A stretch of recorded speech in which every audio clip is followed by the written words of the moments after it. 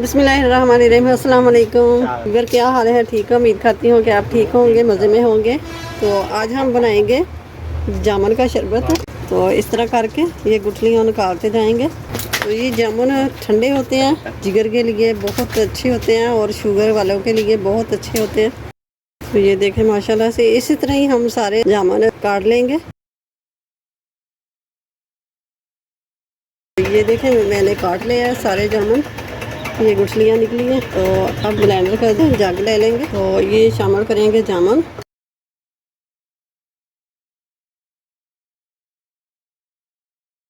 तो अब ले लेंगे चीनी 3।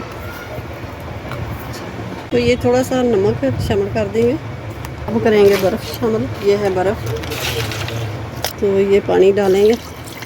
तो अब कर लेंगे ब्लेंड। तो ये ले लेंगे ग्लास।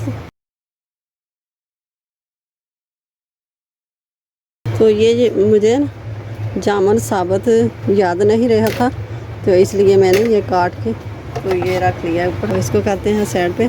तो ये ले लेंगे 2 आम को काट के, ये मैंने वॉश कर लिया, तो छील के और काट लेंगे। तो ये मैंने काट लिया है।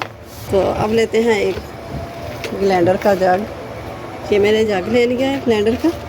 तो अब शामिल करते हैं ये मैंगो जो काट के रखे हुए थे अपने। तो ये चीनी शामिल करेंगे। ये 3 टेबल स्पून मैंने चीनी के शामिल कर दिए। तो अब ये है दूध। तो 1 गिलास दूध का शामिल किया है। और ये है बर्फ़। तो अब करते हैं ब्लेंड। तो ये है मैंगो मिल्क शेक, ये भी तैयार हो गया। खाते हैं गिलास में। ये जो मैंने छोटे छोटे आम के ये प्यूरी सी बना के रखी हुई थी काट के, तो ये शामिल कर देंगे ऊपर से। तो ये ऊपर से बादाम गार्निश कर देंगे माशाल्लाह से ज़बरदस्त। ये भी साइड पे कर देंगे।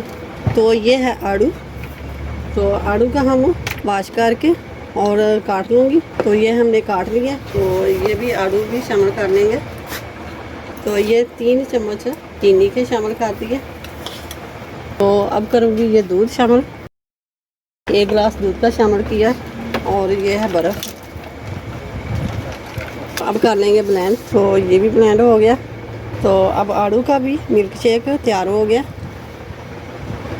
तो ये ऊपर से ये आड़ू से गार्निश कर देंगे, ये कटे हुए बादामों से गार्निश कर देंगे। तो अब ये देखें हमारा मिल्क शेक और जामुन का शरबत कितना अच्छा लग रहा है, प्यारा लग रहा है और बहुत मज़े का ये बना है।